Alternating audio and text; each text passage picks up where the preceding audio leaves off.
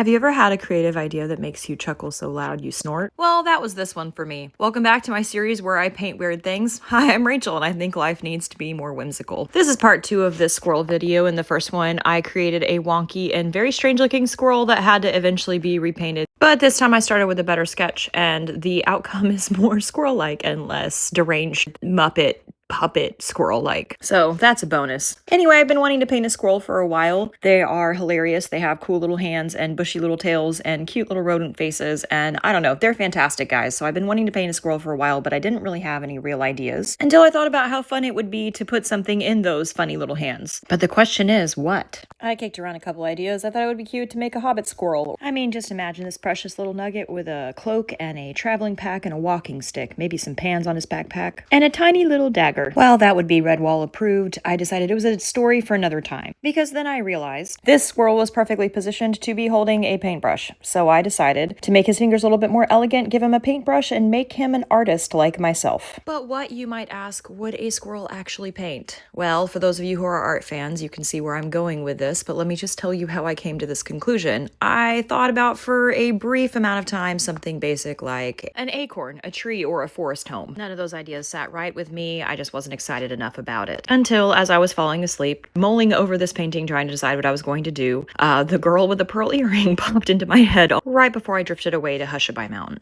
I literally snorted. And from there it was decided I couldn't get over the idea. Now, please understand, I am no Vermeer. Right, I get that I'm not one of the most famous painters of all time, and thank goodness I'm not, because then I would not be alive. I would have died a long time ago. But thankfully, this painting inside a painting did not have to be as good as Vermeer, because this is Vermouse, and he is a squirrel. Anyway, I want to introduce you to Vermouse, the painting rodent, and his painting, The Squirrel with a Pearl Earring. Legendary world-changing art? No. Enough to make you chuckle? I hope so. Anyway, thanks for being here, and follow along for more. Okay, bye!